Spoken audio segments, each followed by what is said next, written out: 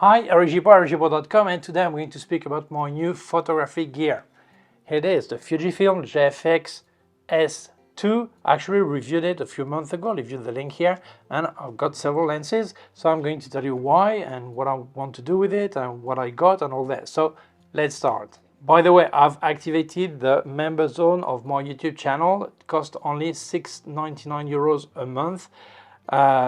Just about photography, I don't speak about gear, just technique, all this. So if you can become a member, subscribe, thank you so much, and that really helps me. Let's carry on. When I reviewed this camera, I said I'd already reviewed the 102, and my decision is why this one and what not the other one, the Big Brother. Why Big Brother? Because it was born earlier, and also because it's a bit larger. And the sensor is exactly the same, but the version 2 is called HS. No HS for head and shoulder, the shampoo, okay? HS for high speed, because actually there is a layer that makes the autofocus faster, the readout faster, so you have more advanced video feature. So for me, if I think about it, the autofocus on this one is fine. I don't do action photography. Really, I don't want to do videos with this kind of camera, so for me it didn't make much sense. The other one, the ergonomy, is beautiful, no doubt. You can also put a grip. I cannot put a grip on this one, and also you can remove the viewfinder on the version 2, and you put an accessory and you can tilt the viewfinder this way, so if you want to watch from top, you have 8K video, all this. So for me, the price difference is €2,500. So I think it's massive. And for what I do, I think it's more logical to spend the same total amount of money, but have 3 lenses instead of 2. So this is why I decided to go for this camera, the S2, and not the version 2. Okay, so the GFX102 or the GFX100S2. Complicated, these names, okay? So this is why I picked this one. Obviously, when you have 102 million pixels, you need to give it food. And what I mean about food, I mean about glass, I mean about lenses, and you need to have good lenses. Luckily, I was able to test many GF lenses, so I knew more or less the one I liked for what I do, and also the one I think of the best quality for that size sensor, not 50 million, 51 million, but 102 million. And I decided, the first one I decided I would have is the 20 to 35 millimeter, the equivalent, like this, without here. The equivalent in full frame, as the sensor is larger in medium format, would be like a 16 to 28 millimeter, so wide angle. I love it. I actually reviewed it on my channel, leave you the link here. And this lens, I will add the doubt between this one and the 23mm f4. That is a fantastic lens. Maybe it's a slight bit better some situation, I'm not sure. But I think this one is so much more versatile. Sometimes you want to use it indoor, outdoor.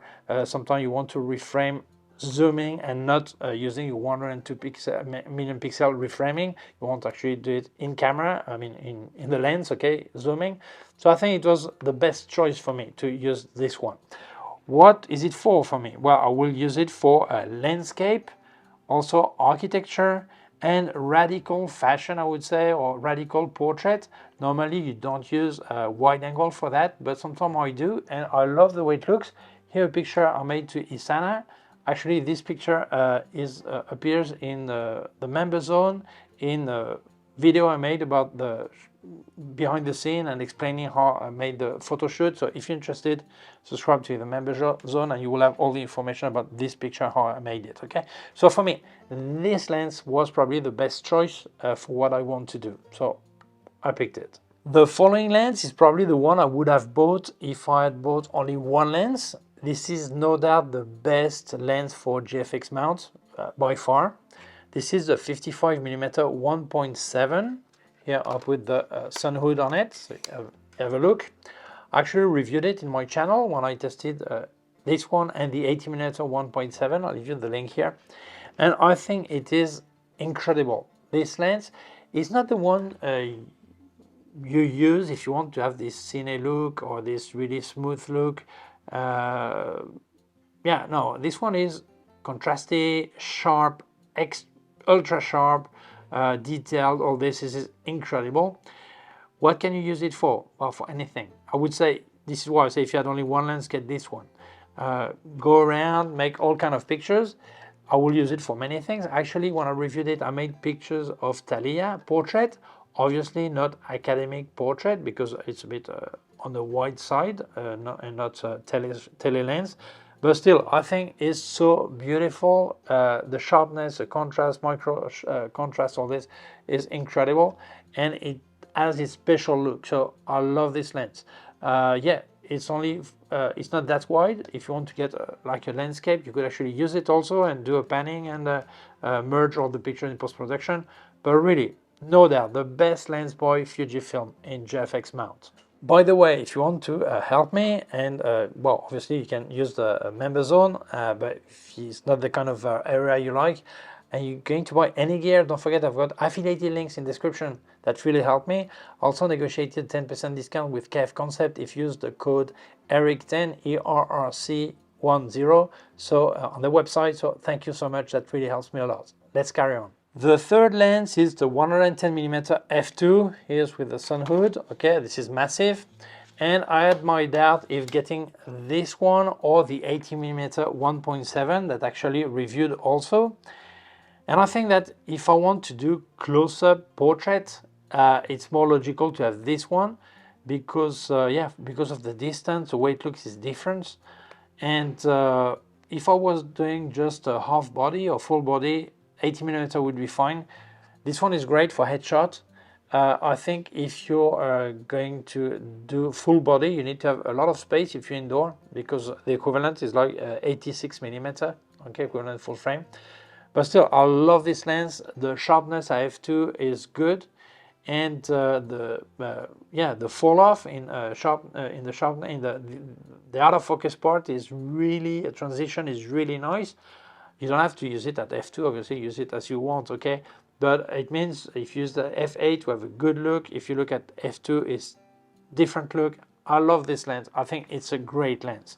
So for me, I think to complete and have something for product photography or more academic portrait, that was a good idea to have this one. So the 20-35 f4, the 55 1.7 and the 110 f2, I think I've completed my set.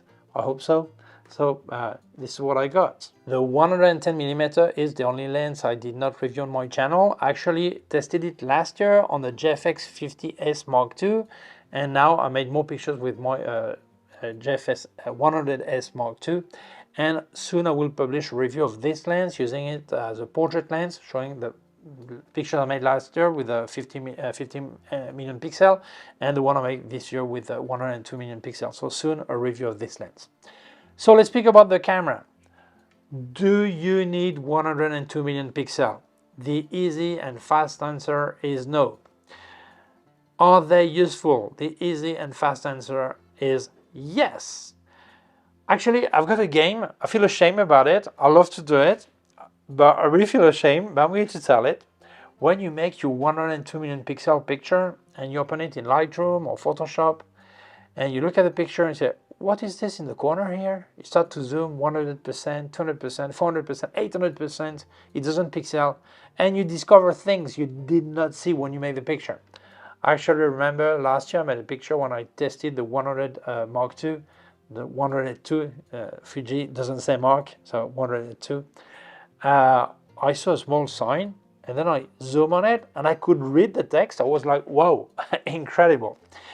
So obviously, if you're going to publish in a really large screen or see it on a really large screen, it's great to have all these pixels. If you are going to, I mean to project, because on a TV you don't get that big probably. Anyway, if you're going to print really large, that's great, but nowadays you also have software that can interpolate and still have a lot of details. So yeah, the good thing is you have it directly, so that's a good point. Also, many people speak about reframing, that you with so many million pixels can still reframe, but don't forget, when you cut in half a picture from 102 million pixels, you get down to 26 million pixels. Okay, so reframing, people think, wow, but still, you still have this, because if you were starting from 50 million pixels, then you would have 12. So because you have to divide by 4 because it's a surface, okay? So actually, the good thing is very often as a professional, you don't know how your client is going to use the picture, if vertical or horizontal. So sometimes you have to make two orientation, different set of pictures, or sometimes it's not just possible. So you shoot just horizontal and you reframe vertical. The other way around is problematic because you lose even more from vertical to horizontal. But when, and very often the way it frames is not nice, okay? So it's easy to reframe from horizontal to vertical and still have a lot of pixels to print or publish all this. So I think that's a big plus. Do you need it? Well, it's useful. Need it? Well, obviously, before this sensor, this 102mm pixel, people were still doing things like this with a different way, and maybe that to use interpolation software or this. It took more time. It was possible. So of course you don't need it, but if you have it, it's great. So don't forget this. There's nothing on this table you actually need, okay? It's just comfort and ease of use, I would say, or a shortcut, I would say. Let's speak about the sensor. This sensor is the best sensor on the market for this size and smaller sizes. I don't speak about phase 1 larger sensor because I've not tested them, and most of us, we cannot pay them anyway. So let's speak about human gear, okay? If I can say it this way. This sensor is made by Sony. It's the same you find in the GFX100 in the 100S2 and also in the 100S, with the difference of the layer that one is CMOS 2, the other one is HS. And actually in the Hasselblad X2D, it's the same sensor, the same as the 100S, which is the first version they got out, but still, they are the same, okay? Except the readout speed, but otherwise they're the same. What is so impressive is the way you can recover shadows. When you make a picture, the only thing you have to think about is not to overexpose the highlights. The only thing you have to worry, okay, and concentrate on. Forget about the shadows. Let's say you make an indoor shot, you will expose for the window if it's sunny outdoor, or whatever, light outdoor. You make sure this is not overexposed and you still have details in the highlights. Then you click, and then you just put your shadows up in post-production, and all the room appears, and you say, whoa, that was there with no noise. That's incredible. That's incredible. Is it mandatory to use a sensor like this? Obviously not. You can use another camera, make several pictures, one you expose for the window, another one for the shadows, another one for mid-tone and all this. And then after you will merge everything in Photoshop, work by area, zone, and then have everything fine and get the same result. But it's not the same thing to do click and put up shadows than to spend 15, 20, 30 minutes on a picture in post-production, merging layers and all this. So yes, you can do without, but if you have it, you save a lot of time, and that's incredible. Let's speak about the autofocus. Lately, it seems that a camera is an autofocus system, and it makes some pictures sometime, okay? But the main thing is the autofocus. That's ridiculous, okay? But still, I'm going to answer. Is the autofocus good? Well, on this camera, you will not get what you get with the top-of-the-range Sony, Nikon, Fujifilm H-series or X-T5, or no, it's not as fast, okay? Or even Micro Four Thirds like OM1, you will not find that fast. But is it a problem? Really no, because you don't use that camera for action photography. If your photography needs a bit of higher speed, maybe a GFX100 is better than this one. But still, I think I don't miss any shot. No problem. So honestly, I think the autofocus is fine. You should not worry about this because the type of picture you make with this doesn't require a really high-speed autofocus. So that will be fine.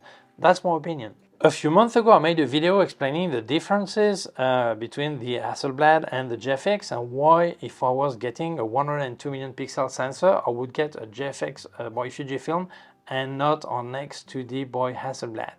Some people commented, yeah, you wish you could afford to have a Hasselblad camera, you don't know the system, all this. Obviously, people didn't know my channel because I actually have a Hasselblad camera. Here it is, okay, 907 with a 50 million pixel. I don't have the 100 million pixel, but knowing what it does, knowing the brand, knowing many things, this is why I decided to go for Fujifilm GFX. But I'm going to give you the advantage about the Hasselblad system because there are some, the advantage about the Fujifilm system because there are some, and the inconvenient. And the inconvenient of the Hasselblad is why I moved on to GFX, okay? When you speak with a Hasselblad user, the first two things is going to tell you that are key to success when using Hasselblad is first the color science, second the leaf shutter in the lenses. First, color science is marketing talk by Hasselblad. For many years, and everyone is repeating it, all this, they all believe it, but I show you this video, I prove that is not true. You can get the same color if you work on RAW file, obviously, and JPEG. You not spend all that money to work in JPEG, I think. You probably want to work on your pictures, and you probably work in RAW file anyway. So I got exactly the same color with my iPhone, my Micro Four Third, my Fujifilm, Canon, and also Hasselblad. So no, this story is people talk, but you can get the same colors if you want, okay?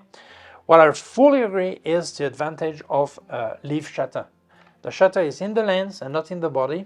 It means that flash synchronizes at every speed. So that's great. If you're outdoor making pictures with a lot of light and you use a flash, you want to cut the ambient light using the shutter speed, and you will light the subject with your flash. So maybe you need to be on 1/1000th of a second, cut the ambient light and make your picture.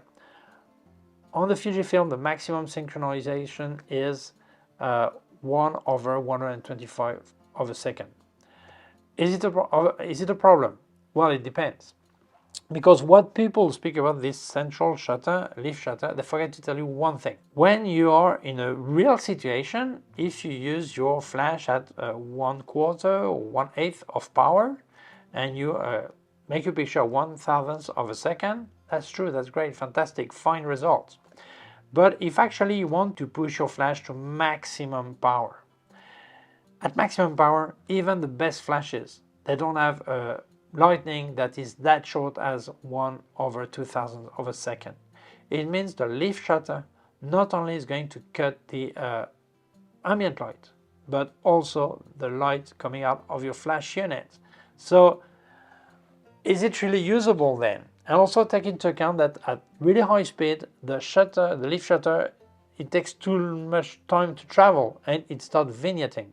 So many people don't tell you about this, okay? They're correct in post-production, all this, but it means that actually the advantage of leaf shutter is up to 1/500th of a second, 1/1000th of a second, depending on the type of picture you make, but over that, forget it. So honestly, I think the advantage is there, but is limited.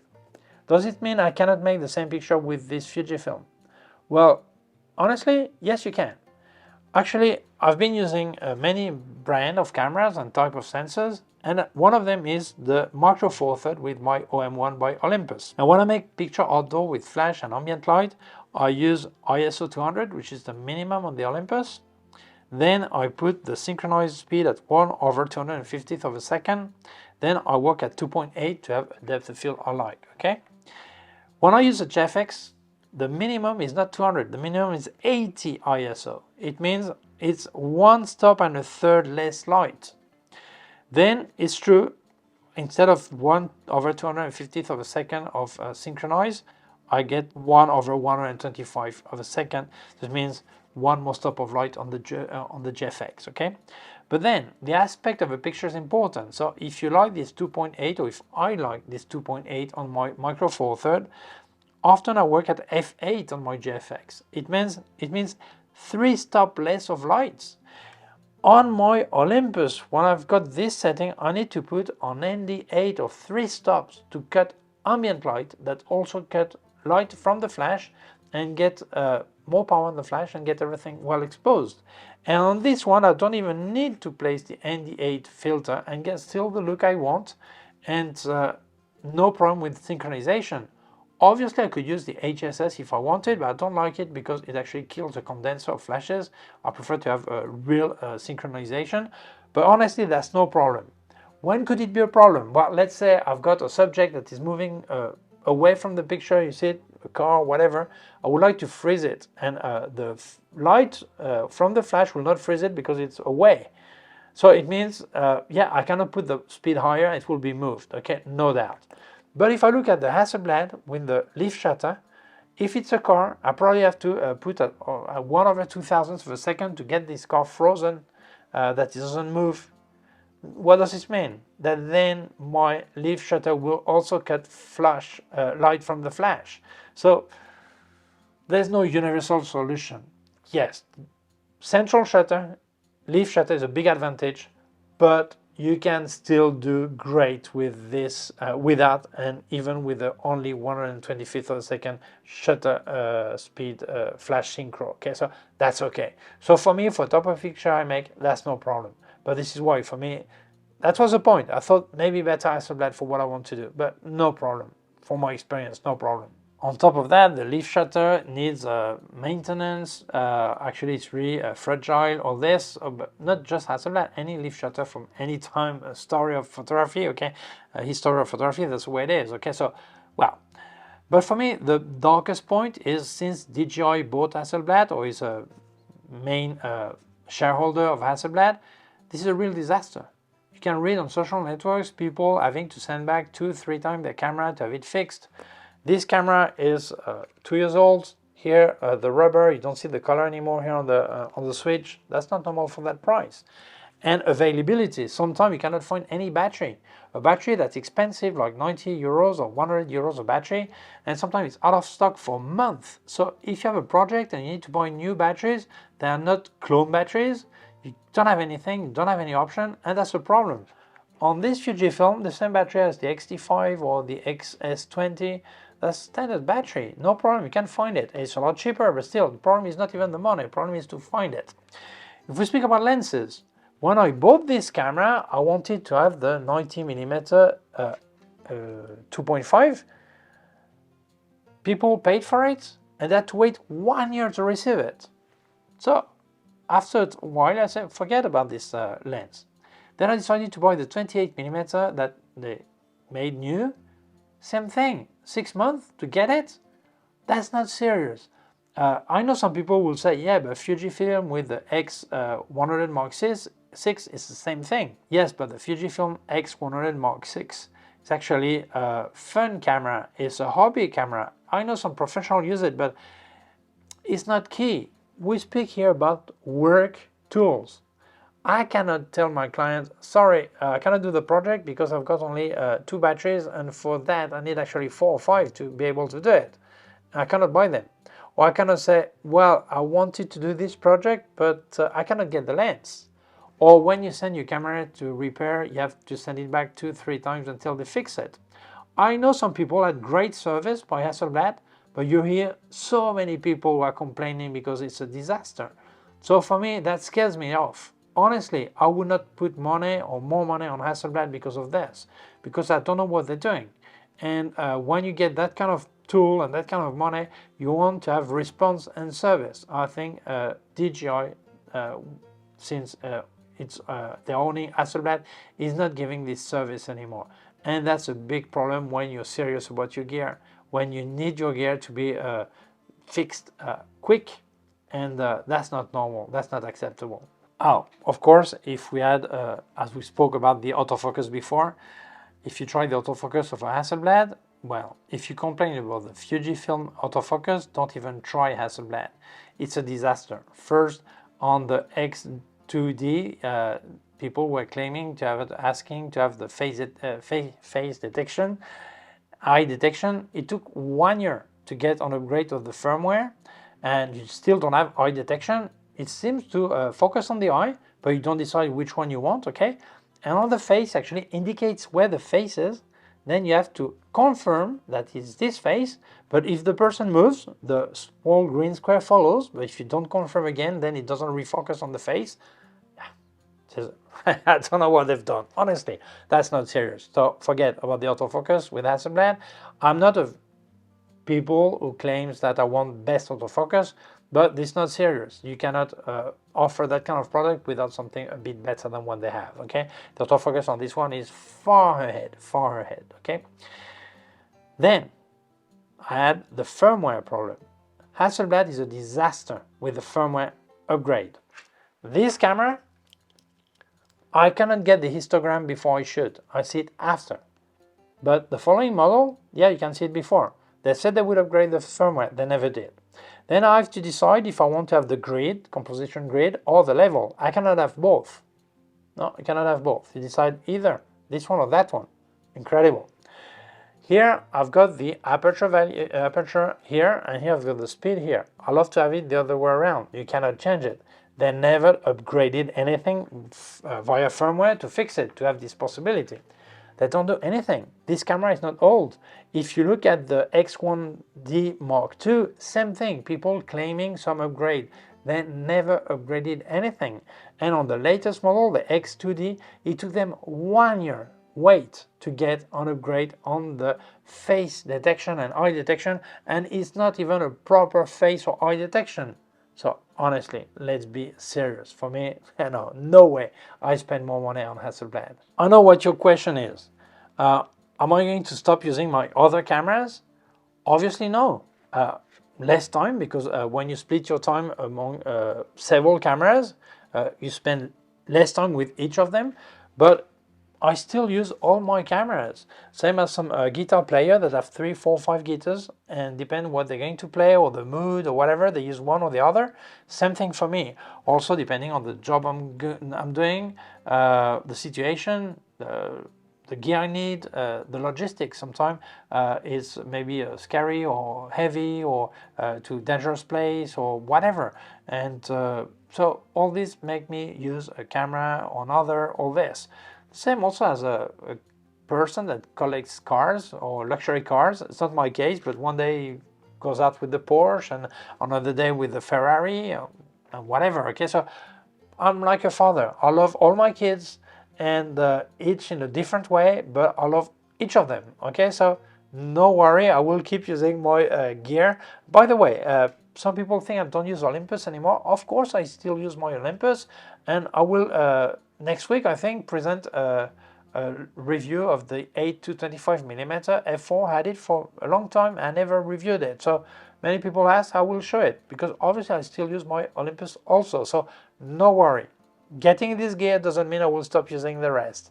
So thank you so much for watching the video. If you feel it may interest other people, please share it on social networks. If you have not done it yet, please subscribe to my YouTube channel. The small button down here and also a small bell. If you click on the bell, we'll get notified when I upload a new video. Don't forget about my member area. There's also a join button below. In there I don't speak about gear, I speak about photography and photo technique, so please join if you wish. Thank you. Also leave your link to my website, gibaud.com. If you have any question, you can leave a comment below. Also leave you links of my gear on Amazon, links of everything I reviewed by K&F Concept, Sandmarc, Flashes by Westcott. By the way, if you use the code ERIC10, ERIC10 on K&F Concept website, you get a 10% discount. So thank you so much. I'll also leave you my PayPal account in case you wanted to make a donation. Thank you very much. Please take care of yourself and see you soon. Bye.